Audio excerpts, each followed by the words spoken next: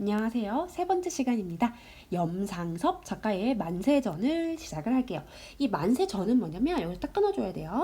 여기서 착 해가지고 여기가 before 뜻입니다. 그래서 만세 3.1운동이에요. 3.1운동 직전에 라고 생각하시면 됩니다. 3.1운동 직전에 그 당시에 그 조선의 어떤 비참한 현실을 담고 있는 작품이라 보시면 돼요. 이 작품은요 독특한 게 원래 제목이 뭐였냐면 묘지였어요. 묘지. 여러분 소설 미리 읽어보셨겠지만 여기서도 묘지에 대한 이야기가 많이 나오잖아요. 그래서 이 3.1운동 직전의 그 일제시대 자체가 공동묘지다, 무덤이다 이런 뜻입니다. 여기에 우리 이 장면은 아니네. 요 장면 말고 이 소설의 다른 장면에 어떠한 대사가 있냐면 요런 게 있어요. 무덤이다. 무덤이다. 구더기가 끓는 무덤이다. 요런 대사가 있어요. 뭐 이때 무덤은 뭐냐고? 바로 조선이라는 거야. 조선의 꼬라지가 무덤이나 다름없다. 그래서 조선 자체가 이미 공동묘지가 되었는데 약간 나의 그 조상들을 선산에 그럴싸한 묘지를 쓰지 못하고 공동묘지를 쓰라고 일본이 강제했거든요. 그때 다들 걱정하는 거야. 아, 무슨 공동묘지야. 우리는 조상 대대로 근사한 묘를 써야 되는데 조상한테 복을 빌어야 되는데 요렇게 걱정하고 있는 사람들을 만나면서 일본에 유학을 하고 있었던 이 화자, 그러니까 서술자의 눈에는 이 조선 사람들이 너무 바보 같은 거예요. 왜? 조선이 이미 무덤이 되었는데 내가 죽어서 묻힐 묘지나 걱정하고 있다. 이미 묘지가 되었는데 이렇게 현실 파악이 안 된 사람이 다 있냐 이렇게 하면서 당시의 조선 사람들의 그 비합리적인 것들을 좀 이렇게 비판하고 있어요. 그래서 이 소설이 원래 제목이 묘지였다는 거는 많은 거를 이제 생각하게 만드는 그 어떤 정보가 되겠네요. 만세전에 대해서 간단하게 좀 이 얘기를 좀 해볼게요. 이 작품은요, 요런 작품에는 읽어보시면 아시겠지만 당시 조선인들이 얼마나 힘들게 살았는지가 드러나요. 이런 거를 우리가 되게 사실적이다 이렇게 이야기를 해요. 문학에서. 그러니까 현실에서 당시 사람들이 얼마나 힘들었는지, 그러니까 가난한 사람들의 이야기, 아니면 일제시대 때 고통받는 조선인들의 이야기, 이런 것들 있잖아요. 막 산업화가 막 발전하면서 인간이 소외를 당하고, 그래서 가난해지고, 뭐 아빠가 난쟁이여서 집에 가난하고, 막 이런 거. 이런 소설들을 우리가 사실적이라 그럽니다. 그리고 동시에 이런 소설을 왜 썼겠어요? 당시에 이런 현실에 대해서 비판의식이 있었다는 거야. 이런 걸 우리가 또 현실 비판적이다. 이렇게도 이야기를 한다는 거죠. 그리고 이 소설은요, 이 3.1운동 직전이니까 약간 그 시대적 배경으로는 한 18년? 1918년으로 되어 있고, 이 공간이 중요한데, 이 공간적 배경으로는 얘가 이렇게 이런 걸 우리가 여로형 소설이라 그래요. 여로형 소설. 그래서 이 사람이 동경에서 시작해서 여기저기 좀 이동을 하거든요, 공간을. 그러다가 다시 동경으로 돌아가. 그러니까 주인공 이인화라는 애는 동경에서 유학을 하고 있는 학생이거든요. 얘가 아내가 아프다 해가지고 이제 한국으로 옵니다. 조선으로 오는데 이 사람은 이제 얼마나 조선 사람들이 힘들게 사는지 모르지. 그러니까 자기는 내가 식민지 땅에서 왔다는 거를 알고는 있으니까 약간 좀 막연하게 좀 분노가 있고 좀 막연하게 울분이 있었지만 조선의 아내가 아프다고 하니까 그럼 뭐 거의 남이거든요. 근데 그냥 강제로 이렇게 짝을 지어주는 아내가 있는데 일본 애인도 따로 있고 그래서 이제 조선으로 돌아오는 그 과정이 있어요. 그래서 여기 뭐 배를 타고 오거든요. 배도 갔다가 부산에 내려서 점점 이동해. 막 김천에 갔다가 그리고 뭐 대전에 갔다가 그리고 또 기차를 탔다가 또 서울까지 갔다가 다시 또 동경으로 돌아가거든요. 그래서 이런 그 공간이 이동하면서 진행되는 스토리다. 그래서 만세전이 내신범위가 되면 이 공간별로 딱딱딱딱 끊어서 생각해 주셔야 될 정도로 공간의 이동에 따라서 그러니까 서술자가 다양한 일을 겪는다. 이렇게 요런 작품들은 사실 어렵습니다. 공간이 바뀔 때마다 이제 공간이 바뀌었다 그래서 그거를 딱 생각해 주셔야 돼요. 그리고 공간이 바뀔 때마다 인물은 변화합니다. 뭔가 깨닫는 게 있지. 그런 게 있어요. 스토리를 일단 좀 더 자세하게 이제부터 좀 더 자세하게 말을 해볼게요. 이 소설은 1인칭 주인공 시점이에요. 1인칭 주인공 시점이고 이거 어떻게 하냐면 나라는 말이 나와요. 나는 뭐 이렇게 여기 보시면 예를 들어서 뭐 나는 뭐 이런 거 있잖아. 나 역시 이런 거. 나 역시 이런 게 1인칭이라는 걸 알 수 있다. 1인칭 주인공 시점이고 여기서는 그 이인화라는 애가 이름이 이인화예요. 이인화라는 남자가 주인공인데 이 사람의 그 동경에서 유학을 하고 있고요. 이 사람이 아내가 위독하다 그래서 배를 타고 이제 조선에 들어오거든요. 근데 오다가 근데 또 빨리 배도 안 타. 막 느그적 막 또 술집 여자애도 만나고 뭐 음악하는 애랑 또 토킹도 하고 뭐 여기저기 뭐 할 일 다 해요. 그러니까 회피하고 싶은 거야. 조선 가기 싫으니까. 그래서 이 사람도 굉장히 무기력한 지식인이거든요. 근데 당시 일제시대에 무기력하지 않기도 또 쉽지 않을 것 같아요. 내가 노력한다고 뭐 되는 게 아니잖아요. 식민지 현실에서. 근데 이 사람이 배를 타고 이제 조선으로 가려고 배를 탔는데 배에서 막 일본인들이 조선인을 개무시하는 거예요. 자기 이런 것도 처음 보는 거야. 뭐 어떻게 이렇게 조선인을 함부로 대할까, 그죠? 심지어는 이런 얘기까지 하는 거야. 막 사람들이 막 잘난 척을 하는데 내가 돈 좀 벌었잖아 이렇게 막 잘난 척 하는데 내용이 조선 사람을 속여가지고 일본에서 일자리 준다고 데려가면서 막 거의 막 임금 후려치고 막 이런 식으로 그러니까 징용을 가게 하는 거죠. 징용이 뭔지 알죠? 그렇게 막 징용을 가게 하는 그런 조선인들을 거의 납치지 뭐 헐값에 막 일본을 빼돌려서 좀 이게 인당 돈을 받아먹는 그런 사람들이 막 잘난 척을 하는 거예요. 내가 돈 좀 벌었다 이거지 사람 팔아서. 그런 이야기를 들으면서 이인화는 굉장히 분노합니다. 야, 조선인을 저렇게까지 멸시해? 이렇게 분노를 하는 거죠. 그래서 이 동경에 살 때는 뭐 전혀 몰랐어. 조선인들이 얼마나 힘든지. 그런데 여기 이 배에서 선생님 공간을 이렇게 나눠볼까? 배에서 이 조선인들이 멸시를 받는 걸 보고 얘가 분노합니다. 조선인을 왜 이렇게 무시해? 이렇게. 그러고 나서 얘가 부산에 왔어요. 부산에 왔는데, 그러니까 그러니까 이때부터 조선에 들어온 거잖아요. 일단 부산부터 막 이동을 하면서 얘가 조선의 처참한 현실을 보게 돼요. 그래서 그걸 보면서 이 사람이 조선 사람들이 이렇게 힘들구나라는 생각을 하게 돼요. 그래서 여기서는 민족의 현실을 진짜 난 잘 몰랐죠. 동경에 있어가지고 구체적으로 알게 돼요. 사람들이 막 경찰이 맨날 감시하고 막 이러니까 막 이렇게 막 포승줄 같은 거 묶여가지고 막 줄줄이 사탕으로 막 잡혀가고 막 이래요. 기차역 이런 데서. 그러니까 그런 걸 보면서 얘가 너무 놀란 거예요. 민족의 현실을 구체적으로 자각해요. 그러고 나서 얘가 이제 그 김천에는 왜 가냐면 김천 형이 살아. 김천 형이 사는데 친형은 굉장히 옛날 사람이에요. 당연히 그렇겠지. 왜냐면 나는 일본에 유학을 가가지고 나름 좀 새로운 그런 공부를 하는데 형은 되게 옛날 사람인 거예요. 그 형도 그 얘기를 해요.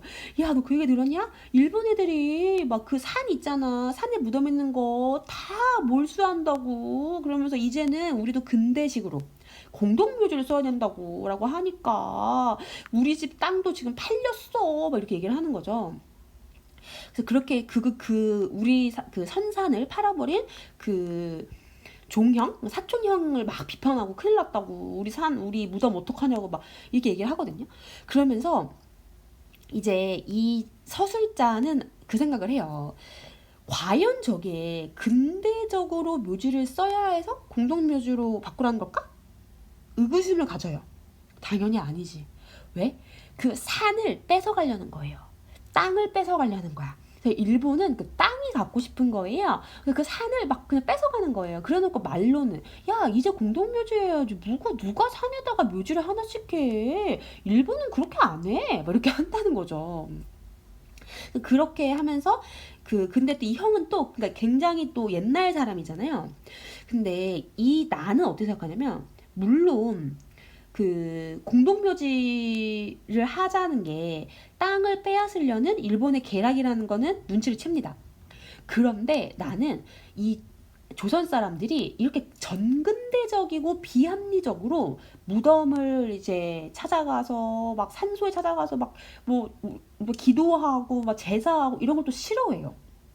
그래서 그게 조선인들이 굉장히 전근대적이고 비합리적이라 조선이 이렇게 지배를 받게 된 거야 라고 하면서 조선인들을 막 깝니다. 아, 이 무식한 사람들 막 이렇게. 그러고 나서 집에 오니까 그 아내가 아프다고 했잖아요. 근데 이게 양약의 기술로는 막 예를 들어 막 항생제 같은 걸 먹거나 이러면은 금방 나을 병을 세상에 이렇게 재래식 의술만 하느냐고 아내가 결국 죽어요. 그러니까 거의 자가치유 스타일로 집에서 있는 거야. 병원을 가야 되는데 진짜 의사를 만나러. 그래서 아내가 죽어버리니까 아 진짜 이렇게 전근대적이고 전근대적 그러니까 근대 전이란 얘기죠. 전근대적이고 다른 말로 봉건적이고 그리고 비합리적이고 이러한 조선인들도 비판합니다. 자기는 이제 좀 배웠다 이거지. 근데 막상 일어나면은 지가 뭐 그럼 나도 독립운동 열심히 해야지, 뭐 나라도 사람들을 가르쳐야지, 뭐 계몽을 시켜야지 이런 식으로 가도 되잖아요. 그러지 않아요. 이 사람은 아내가 죽으니까 아유 이때다 싶을 정도로 내가 이 조선이 너무 싫은 거야. 왜냐면 여기서 이렇게 여기서 이렇게 얘기하는 거예요. 조선이 바로 무덤이다. 조선이 구더기가 끓는 무덤이다. 이미 조선은 그냥 무덤이 된 거야. 너무나 암울하다 하면서 이 조선인들 있죠. 공동묘지 속에 살고 있으면서 그리고 자기가 죽어서 공동묘지에 갈까봐 막 걱정하는 불쌍한 백성들이다라고 하면서 막 혼자 막 웃어요. 이 사람도 이 조선 사람들의 이 전근대적인 모습이 싫은 거죠. 그러면서 자기가 여기서 너무 벗어나고 싶어 해요. 나 빨리 동경 가고 싶어. 일본이 좋아. 해가지고 이 사람이 결국은 다시 동경으로 떠납니다. 떠나요. 그래서 이러면서 이 이인하 있죠. 이인하라는 인물 역시 무기력한 지식인을 상징하는 그 대표적인 인물이 됩니다. 왜냐면 이 무기력이라는 거는 뭐죠? 이 조선의 현실을 내가 파악했어. 깨달았어. 나 일본에서 살 때는 몰랐는데 막상 와보니까 애들이 개고생하고 있는 거야. 조선 애들이 막 수탈당하고 있는 거야. 그러면 이런 사람들을 보고 내가 이런 현실을 자각을 했잖아요. 이 사람들이 여기서 무엇을 해야 되잖아요. 그런 게 없어요. 얘는 그냥 회피합니다. 일본으로 도피한다고요. 동경으로 돌아가 버려요. 그래서 그게 바로 이 소설의 한계점이에요. 이게 이 소설의 한계점. 아시겠죠? 그래서 이 소설은 이 주인공이 그 동경으로 돌아가기 때문에 이 소설의 한계점이라고도 볼 수 있고 어떻게 보면 저는 현실적이라고 생각해요. 그러니까 일본의 식민지 시절에서 한 개인이 뭐 무언가를 엄청 뭘 할 수는 없잖아요. 그리고 당시 얼마나 지식인들이 좀 내가 무언가를 바꿀 수 없다는 걸 깨닫고 얼마나 무기력했을까요? 그래서 요렇게 결말이 그렇게 막 미스터 선샤인처럼 멋지게 끝나는 소설은 아닙니다. 그런 건 아니다. 그리고 이렇게 돌아오는 거 있죠? 이런 걸 우리가 여로형 소설이라 그래요. 여로형 소설. 그래서 선생님이 여기 적어줄게요. 여로는 여정이란 뜻이에요. 여로형 소설. 그래서 여로형 소설이라고 이야기를 합니다. 자, 그래서 뭐 여로형 구조를 가지고 있다고도 하고.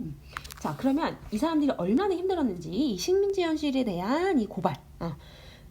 제가 말했죠? 이건 두 가지를 비판한다고 그랬어요. 뭘 비판해?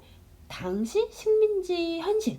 그거를 비판한다. 그러니까 일본인들을 비판한다. 왜 이렇게요? 조선인 사람 괴롭히고. 두 번째는 조선인들 자체를 비판하는 거예요. 너희들도 전근대적이라 문제가 있어. 그죠? 우리가 이 부분에서는 장돌뱅이가 나오거든요. 모자 갓 있잖아. 갓을 파는 사람이 나오는데 그 사람이 바로 조선의 그 전근대적인 그 인식을 보여주는 대표적인 인물이 있거든요. 우리 그 사람을 좀 한번 봐볼게요. 자, 천대를 받아도 얻어맞는 것보다 낫다. 그도 그럴 것이다. 미친 채하고 떡모판에 엎드러진다는 셈으로 미친 채하고 어리광 비슷한 주장을 하거나 이 몸은 다 미쳤네, 그죠? 다 그러니까 그리고 어떻게 해서든지 저편의 호감을 사고 저편을 웃기기만 하면 목전에 다가오는 핍박을 면할 것이다. 속으로는 요놈 하면서도 얼굴에만 웃는 빛을 띠면 당장의 급한 욕은 면할 것이다. 얘 말 되게 많죠. 말 되게 많죠. 우리가 이런 거를 자 이런 문체 있죠. 이런 문체를 뭐라고 하냐면 이거를 만연체라 그래요. 만연체. 그러니까 호흡이 굉장히 길어요. 투머치 토커다. 투머치 토커다. 이거를 만연체라고 합니다. 왜냐면 1인칭 주인공 시점이잖아요. 1인칭 주인공 시점이니까 얘가 혼자 말을 계속하는 거야. 그죠? 말을 계속하는 거야. 그리고 문장이 짧지가 않죠. 문제가 짧지가 않죠. 그래서 우리가 이런 만연체는요, 절대 나오면 안 되는 게 간결하다는 거야. 간결하다는 거에 완전 반대예요. 문장이 되게 길잖아요. 문장이 되게 기니까 이게 만연체는 복문이 많아요. 복문. 이 복은 복수, 더블. 문장이 더블, 문장이 안 끝나요. 한 문장씩 짧게 간결하게 진행하는 게 아니고 담백하지 않고 투머치 토커니까 문장이 너무 길어요. 문장이 여러 개다. 우리가 이런 거는 복문이 있다 라고 이야기를 하고 요럴 때 문체가 어떻다? 만연체라고 한다. 그러니까 이 사람은 1인칭 주인공 시점이니까 자기가 생각하는 걸 그냥 다 쭉 나열하고 있다 생각하시면 돼요. 속으로 그래서 얼굴에만 웃는 빛이면 다는 급한 욕은 면할 것이다. 그러니까 이제 그리고 이 모든 공포, 경계, 미봉, 가시, 굴복, 도회, 비골 이 모든 것에 숨어 사는 것이 조선 사람들의 가장 유리한 생활 방도요 현명한 처세술이다. 이거 되게 자조적이거든요. 왜냐면 이거 다 나쁜 말이죠. 그죠? 공포, 경계 있잖아. 이 모든 게 조선 사람들이 이렇게 산다는 거야. 저렇게 막 꾸며내고 호감만 사면 되고 이렇게. 그래 그게 현명한 처세술이지. 일제시대 때 니들이 뭘 그렇게 정의로 구하겠다고 이런 말인 거예요. 그래서 여기서 말하는 현명한 처세술 뭐 유리한 이거죠. 이거 다 까는 거예요. 우리가 이 사람은 만세전은요. 이 사람이 굉장히 자조적이에요. 자조적. 이 사람 다 악한 사람이야. 자조적. 스스로 비웃는다는 거예요. 그러니까 그런 거지. 조선인들 아유 진짜 꼬라지가 그래 현명하다. 그래 그렇게 뭐 공포 가식 굴복 그래 조선인들 너 일제시대에 이렇게 무기력하고 굴종적인 태도로 그렇게 전근대적으로 사는 게 니들한테 현명하지. 그게 현명한 처세술이지. 이런 식으로 비판하고 있는 거야 사실. 그죠? 이 현명하다 좋다 이러면 안 돼요. 일제시대 조선인들이 뭘 그렇게 좋게 살겠어? 이런 걸 우리가 어떤 태도라 그런다? 자조적인 태도가 있다 라고 이야기를 합니다. 스스로 까는 거야. 자, 오랫동안 봉건적 성장과 관료 전제 밑에서 아주 굳어진, 그러니까 확고해진 어떤 생활 철학이란 얘기지? 덮개가 안고 굳어 빠진 껍질이지만 다 까는 거죠. 조선인들의 봉건성을 까는 거예요. 그 껍질 속으로 다 파고 들어가는 것이 우리의 생활이다. 자, 어떻게든지 대사가 나오네요. 그저 내지인과 동등한 대우만 해주면 나중에 어떻게든 살 수 있겠죠? 라고 하죠. 여러분, 내지인이라는 말 자체가 이걸 우리가 시대적 배경을 알 수 있게 하는 소재입니다. 하게 하는 단어 이렇게 보시면 돼요. 내지인은 누구야? 일본인이야. 그래서 어떻게든 일본인과 동등한 대우만 해주면 뭐라도 살찌찌라고 이야기를 한다는 거야. 근데 청년은 무언가에 쫓겨가는 사람처럼 차 안을 휘 돌려다보고 목소리를 한층 낮춰서 이거 왜 그러냐면 이 무언가 이게 왜 이렇게 휘 둘러보고 하냐면 그 일본인들이 감시를 하거든요. 그러니까 이거는 누가 감시할까봐 이러는 거야. 이게 이상한 말 하면 잡혀가잖아요. 일본 시절이니까 누가 감시할까봐 자꾸 막 휙휙 막 보고 막 그래요. 이 소설에서 나도 그러거든요. 나도 내가 무슨 말 하기 전에 이렇게 막 한 번 막 봐. 여기 경찰 없나? 누가 내 말 듣고 나 잡아가면 어떡하지? 내가 이런 식으로. 자, 보면서 가령 공동묘지나 하더라도 그죠? 이제부터 핵심적인 단어가 나왔지. 공동묘지. 요게 이제 이게 원래 제목이 묘지였을 정도로 중요한 사건이 되거든요. 내지 일본에도 이런 법률이 있다고 하는데 뭐 싫든 좋든 일본이 공동묘지를 써야 된다고 하니까 우리도 따라갈 수밖에 없죠. 하지만 우리에게는 또 우리의 유풍이 있지 않습니까? 이 유풍 이게 바로 조선의 문화인 거예요. 우리는 뭘 쓴다? 공동묘지 안 가고 다 개개인이 무덤을 쓴다. 산소를 쓴다. 가서 절해야 된다. 설날에. 그런데 대관절 내지에도 그런 법이 있나요? 라고 나한테 물어보는 거예요. 그러니까 내가 일본에서 유학 갔다 하니까 똑똑하신 분은 아시지 않을까요? 진짜 일본에서는 공동묘지를 쓰나요? 라고 장돌뱅이가 말을 했다. 그거를 지금 할 수 있지? 이 장돌뱅이. 그러면 그 위에 했던 말이 누가 한 말이야? 장돌뱅이가 한 말이죠. 그리고 나서 나는 아까 형님한테 한참 설법을 듣고 오는 길에 또 이러한 질문을 받고 보니 이 형님이 누구냐면 아까 그 김천에 있었던 그 형님이에요. 야 우리 무덤도 지금 사촌 형이 팔아버려가지고 일본에 나 지금 완전 화나 그 얘기를 들었거든요. 그래서 그 얘기를 내가 안 그래도 묘지 얘기를 듣고 지금 가는데 기차를 타고 가는데 이 얘기를 또 듣네? 이렇게 생각하는 거죠. 그러니까 뭐 이게 언제 규정이 된 것이요 또 어떻게 시행하라는 것인지는 나로서는 알고 싶지도 않고 이거 봐봐. 이 사람 아주 이기적이지 않습니까? 이 사람이 이런 것에 여기 드러나. 이게 무기력한 지식인이라 그래요. 무기력한 지식인. 난 알 필요도 없고 알고 싶지도 않아. 뭐 이런 거잖아요. 무기력한 지식인의 모습인 거죠. 그리고 더불어서 뭘 알려주냐면 더불어서 이 사람이 조선의 현실을 모른다. 조선 현실을 모른다. 이거를 알 수 있는 이 부분이 되겠네요. 하도 일본에 오래 있어가지고 잘 몰라. 자, 그런데 상관없어. 그래 동대문도 나나고임. 그런데 아마 요 사이 경향에 모여 앉으면 꽤들 문제거리 화제거리가 되는 모양이다. 나는 한번 껄껄 웃어주고 싶었지만 그리할 수는 없었다. 일본에도 공동묘지는 있어요 라고 하면서 누가 또 듣지는 않는가 하고 또 그러죠. 차안을 쪼개간 휘에 돌려보고 누가 또 듣지는 않는가 하고 이렇게 이게 모두 다 여기랑 연결돼요. 누가 감시할까봐. 왜냐면 이게 계속 일본 경찰들이 이 사람을 자꾸 감시하고 따라오고 그러거든요. 당시에 감시가 되게 많잖아요. 그래서 얘 누구 만나지? 이런 걸 이제 그 일본 형사들이 막 따라다녀요. 그걸 얘가 알기 때문에 말을 조심해서 하는 거예요. 잡혀갈까봐. 자, 저편 뒤에 컴컴한 구석에 금태를 한 모자를 쓴 외투를 쓰고 누워있는 일본 사람과 김전서 나하고 같이 올라온 양복쟁이 쪽을 좀 바라보았다. 그치? 날 계속 감시하는 것 같아서. 내가 조금이라도 총독 정신을 비판하는 건 아니지만 그치? 이거 지금 얘 다 난리 났네. 무슨 말이라도 지금 걱정되는 거죠? 당시의 그 엄중한 감시를 사실적으로 드러내고 있는 거예요. 사실적 묘사. 이렇게 소설은 그렇잖아요. 인물의 행동과 어떤 속마음을 통해서 그 인물의 성격도 드러내고 당시의 상황을 드러내잖아요. 그죠? 그래서 이렇게 염려가 되고 있고 그러면서 정말 내지에도 공동묘지가 있어요? 하지만 행세하는 사람들은 다르죠? 이 행세하는 거는 권력자들은 좀 다르죠? 라고 그냥 짐작을 하는 거야. 돈을 좀 있으면 매장을 하겠지 이렇게. 근데 그야 좀 다르지만 어떻게든 일본에서는 주로 화장을 해요. 뭐 남은 뭐 화장하고 이제 그 재 같은 거는 이렇게 뭐 그런 걸 묻기도 하고 비석을 세우기도 하고 이렇게 얘기를 하죠. 안 그래도 살아있는 사람도 땅이 좁아서 땅이 금조각처럼 소중한데 죽는 사람마다 넓은 터전을 차지하다가는 이 세상에 무덤만 남지 않겠어요? 라고 얘기를 하는 거죠. 그래서 이 부분 보면 여기가 바로 드러나요. 사실 나는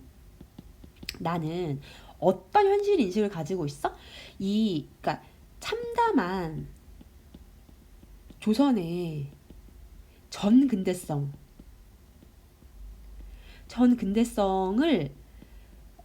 개선해야 한다고 생각해요. 개선할 필요가 있다. 근데 이 말도 맞는 얘기죠. 그럼 산이 전국이 다 무덤이 되면은 그죠? 살아있는 사람들 살 땅이 없다. 이런 소리를 하면서 묘지를 간략하게 해서 지면을 축소하고 남는 땅은 누구의 손으로 들어가고 마냐라고 생각을 했었다. 그러니까 이게 결국은 이것도 중요한 부분이야. 누구 손으로 들어가냐? 이거 사실은 일본의 땅을 뺏어가려는 일본의 계략을 짐작은 하고 있다는 거야. 이 사람 똑똑한 사람이지. 근데 비판적 의식은 갖고 있다는 거예요. 그리고 그 자신의 부모가 그렇게 하면서 그러면서 자신의 부모나 처자를 죽였다고 금세 살라버릴 수가 있습니까? 그치? 여기서 살라버린다는 얘기는 화장한다는 얘기야. 화장한다는 얘기야. 그래서 여기서는 이 살라버리는 게 화장. 이 사람은 화장이 싫은 거예요. 묻어야지 이렇게. 그래서 어떻게 내 가족이 죽었는데 막 그냥 불태워버리냐라고 하면서 이 가짠수는 공동묘지를 굉장히 싫어합니다. 심지어 대대로 내려오는 우리 집 산소까지를 이렇게 이야기를 하죠. 그러면서 그러면서 이 사람은 나의 말이 옳다는 모양으로 고개를 끄덕끄덕 하면서도 사회성은 좋아요? 가짱수가 고개를 끄덕끄덕은 하는데 내 말에 반대를 한다. 그러니까 이게 지금 인물이 대조적인 거야. 대립적인 거야. 서로 생각이 다르다는 거예요. 소설은 그렇잖아요. 똑같이 생각하는 사람만 100명이 나오면 소설은 재미가 없어요. 뭔가 좀 갈등 요소가 있어줘야 돼. 나랑 다른 생각을 하는 사람이 있어야 그 사람과 티키타카 대화를 하면서 서로 다른 가치관이 부각이 되겠죠. 자, 그쵸? 그래서 이제 가짱수는 나랑 생각이 다르다. 나는 좀 깨어있잖아요. 좀 요즘 사람? 유학도 갔다 온 사람? 그러면서 내가 이렇게 그러면서 여기 화장을 지내는 게 뭐 뭔 상관이에요? 라고 하면서 여기서는 이거는 내가 하는 말인데 여기서부터는 내가 당시 그 조선의 어떤 장례 문화를 비판해요. 자, 뭐라고 내 비판하는지 볼까? 이 나는 어떻게 비판할까요? 아니, 화장이 뭐 이렇게 문제야? 아니, 옛날에 애굽이란 나라에서는 이집트예요. 이집트 미라 아시죠? 피라미드 막 거기서 왕후장생한 실제 왕들 있잖아. 방부제 쓰고 나무간에 넣은 시체를 뭐야? 미라죠? 아니, 화장이 뭘 이상해. 야, 이집트란 나라에서는 미라도 만들었어요. 막 이렇게 얘기를 해요.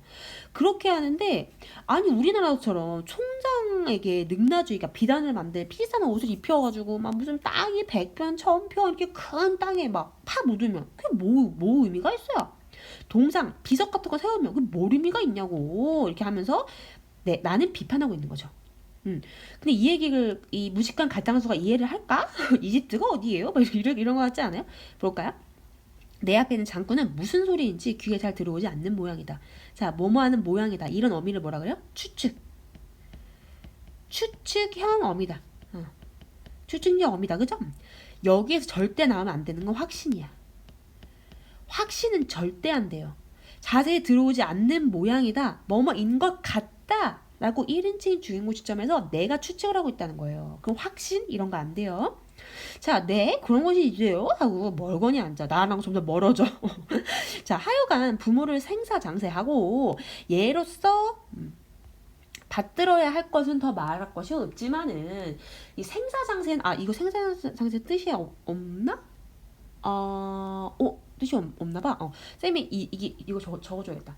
자, 생사장세는 뭐냐면 이게 이거 장례하는 거거든요. 그래서 장사 지내는 것의 예의. 장사의 예의. 사람을 장례 치러주는 거에 대한 어떤 섬기는 예의. 그것이 바로 예의다. 유교적이니까. 자, 그런 것들은 더 말할 게 없지만 예라는 거는 결국 공경하는 마음이나 정성을 말하는 거 아니냐? 이게 얘기를 하는 거죠. 그러니까 나는 너무 가르치려고 들어. 이 사람 너무 좀 재수없지 않아요? 일본에서 유학 갔다 오면 다야? 자, 이 사람은 주장은 뭐냐면 공경하는 마음이 중요하지 임마. 정성이 중요하지 임마. 공동묘지가 뭐 중요해? 화장하면 왜 안 돼? 이렇게 얘기를 하는 거죠. 그러니까 이 조선인들의 정근대성을 비판하고 있다. 그러니까 이제 공동묘지 법이란 난 내용을 모르지만 그런 거는 별 문제로 치고라도 그 근본 정신을 생각하지 않고 이거 굉장히 중요한 부분이겠네요.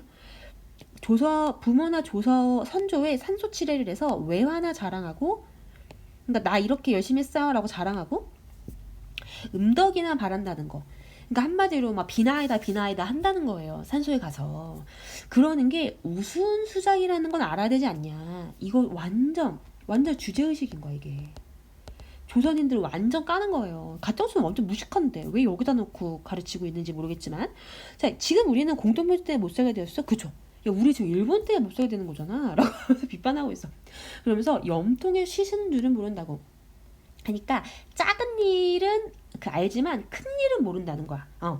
그래서 작은 일은 알아도 큰 일은 모른다고. 좀 거시적으로 봐야지라고 하면서 아니 깝살릴 거 다 깝살리고 그러니까 이제 흐지부지 뭔가 이제 재물이 없어지는 거는 다 그렇게 하고 나서도 뱃속에서 쪼르르 소리가 나도 그러니까 먹을 거 하나도 없는데 지금 이게 완전 현실 인식이죠. 재산 다 말아먹고 일본에 다 뺏어가니까 뱃속에서 꼬르륵 소리가 나는데 네가 지금 죽은 다음에 어디에 묻힐지를 고민하냐? 이러는 거예요. 근데 한마디로 조선인들은 현실 인식이 없는 거예요. 내가 지금 배를 쫄쫄 굶어. 배고파 죽겠어. 재산 다 까먹었어. 재산 지금 다 깝살렸어. 불태워. 재산을 다 태웠어. 돈도 없는데. 쫄쫄. 네가 지금 살아있는 너부터 배고픈데 네가 죽은 다음에 파묻힐 공동묘지를 염려하냐? 라고 하면서 이런 현실인식이 없는 조선인들을 비판하고 있어요. 너희들이 이 묘지 산소 쓰려고 하는 거는 굉장히 비합리적인 거야 라고 하면서 그죠? 다 내용이 비슷하죠? 나는 형님에게 하고 싶었던 말을 김천 형님한테 하고 싶었던 말을 장돌뱅이를 돌아다니는 이자를 붙들고 한참 푸념을 하였다. 그죠? 나는 푸념을 하였다라고 표현하네요. 이야기를 하고 나니까 괜히 막 이렇게 부끄러워. 내가 한참 떠들어서 사람들 시선 다 나한테 모인 것 같아. 저 편에 앉아있는 기생아씨도 몸을 틀어서 나를 보고 있어요. 그리고 귀를 쫑긋하고 있는 것 같아. 자, 그렇게 하니까 갓장수는 이렇게 얘기하죠. 나는 모르겠습니다는. 그런데 형장께서도 양친이 계시겠죠? 이 형장은 누구야? 바로 이인하죠. 어떻게 하실 건가요? 그래, 그럼 똑똑한 일본 유학생도만 너의 부모님도 그렇게 화장할 거냐? 라고 물어보고 있다. 그럴 때 내가 태호가 한 대로 합시다 라고 나는 웃고 입을 닫혔다. 그러니까 이게 말을 멈췄다. 그래도 누구나 부모나 조상을 위하는 것은 똑같겠죠? 라고 이야기를 하죠. 얘는 포기 안 하네. 그죠? 그러니까 이 사람은 그러니까 이 갓장수는 완전 봉건적인 사람이에요. 그러니까 사실 너도 그래도 마음으로는 산소 쓰고 싶지? 이런 말을 하고 있다는 거야. 그래서 나는 더 말해야 쓸데가 없다고 생각하며 그쵸? 말을 받자 아니에요? 그죠? 그래서 아무 말을 아니하려다가 그래도 너무 오해를 사면 안 될 것 같아가지고 또 댓글을 하여 주었다라면서 좀 계속 이제 토킹이 이어지거든요. 그러니까 이 사람은 그러니까 이 10가지 소설을 쌤이랑 읽어보면 아시겠지만 이 소설은 굉장히 사실주의적이에요. 자, 사실주의적이기 때문에 이런 소설은 우리가 사실적 이런 말 하잖아요. 그러면 뭐랑 연결을 하셔야 되냐면 여기랑 연결해볼까? 얘는 다른 말로 하면 객관적이라는 거야. 왜냐면 판타지스럽지 않다는 거예요. 그러니까 가난한 사람이 나오거나 일본의 어떤 수탈받는 불쌍한 민족들이 나오면 항상 객관적으로 이 현실을 보여준다 이런 표현이 나올 거예요. 사실주의 자체가 객관성이랑 같이 갑니다. 판타지 세계를 만든 게 아니잖아요. 그러니까 이 사람은 당시의 그 조선의 현실을 객관적으로 제시하고 있다 이렇게 볼 수도 있는 거예요. 소설이 왜 객관적이에요? 라고 생각할 수 있으니까 선생님이 이렇게 말해주는 거야. 사실주의적 소설이기 때문에 객관적이 가능해지는 거예요. 여기 갑자기 막 용이 나오고 이런 게 아니잖아요. 막 호랑이가 말을 걸고 이런 게 아니기 때문에 이렇게 가난한 사람들, 억압받는 사람들의 어떤 피해자들이 나타나는 소설을 우리가 사실주의적이다라고 하고 이럴 때 객관적으로 당대 상황을 제시하고 있다. 그러므로 통해서 현실 비판적인 작가의 의식을 드러내고 있다는 거예요. 그래서 이 소설에서는 근데 이 소설은 좀 그렇게 기분 좋진 않아요. 왜냐면 이 잘난 척하는 일본 유학생인 이이나 스스로가 그러니까 조선을 조선 비판해. 조선 애들 진짜 막 공동묘지 쓰면 안 된다고 막 이상한 거나 하고 막 조선의 그 전 근대적인 모습을 비판을 한다 이거예요. 그런데 이 사람의 태도가 어떻다? 다시 한번 정리. 이 사람의 태도가 어떻다? 따로 이렇게. 이 소설의 한계점. 이 소설의 한계점. 자, 주인공의 무기력. 뭐 아무것도 안 해. 다시 그냥 동경으로 돌아간다. 난 조선이 너무 싫어. 여기는 헬조선이야. 여기는 무덤이야. 구더기가 끓는 무덤이야. 하고서 자기 돌아가. 그냥 동경으로 돌아가. 그리고 끝. 자, 그리고 굉장히 회피적이에요. 아내가 죽어간다는데 막 뭐 일본 여자친구랑 막 술 한잔하고 막 막 카페 가고 막 미뤄요 막 애가 목적도 없어. 그리고 뭐 아내를 사랑하지 않았다는 이야기도 여러 번 하거든요. 이 사람은 사실 뭘 해도 우울했을 거예요. 뭐 하나 이렇게 딱 이렇게 마음에 드는 게 없어 보여요. 그게 당대 지식인들의 어떤 전반적인 모습이겠죠. 그죠? 그리고 이렇게 회피적 성향이 있고 이 사람은 또 아까 말했던 자조적이다. 스스로 그러니까 스스로 비웃는다. 그러니까 뭐 그러니까 미래에 대한 희망이 없는 거죠 사실. 응. 일제시대니까. 그리고 조선인들을 거의 이거 솔직히 이거 혐오적이잖아요. 혐오적 어조가 드러난다. 조선인들이 혐오하고 있어. 그렇게 요런 것이 좀 드러납니다. 그래서 요게 좀 이 소설의 어떤 그 한계점이자 아니면 진짜 당시의 객관적 현실 그 자체일 수 있어. 이 사람이 저항을 못합니다. 너무 당연한 건가? 온갖 때 일본 경찰이 찌려보니까 자꾸 막 감시하고 그러니까 저항을 하지 못해요. 저항을 하지 못하고 그리고 여기서 보시면은 이거는 조금 어려울 수 있는데 여기서 지금 살아있는 사람들이 배를 쫄쫄 굽는데 내가 죽어서 어떻게 할지 걱정하고 있냐? 이런 표현들이 있잖아요. 그러니까 이런 걸 우리가 문학에서 뭐라고 하냐면 삶과 죽음이 사실은 종이 한 장 차이라는 거야. 그러니까 삶이 죽음인 거야. 그죠? 이런 걸 우리가 좀 역설적이라고 하거든요. 그러니까 삶이 죽음이라는 거. 일제시대에는 살아있는 것 자체가 그냥 공동묘지 속에 살아있는 좀비들 같다고 생각을 하신 거예요, 작가님은. 그래서 이렇게 주인공이 이 정도로 처참한 거야.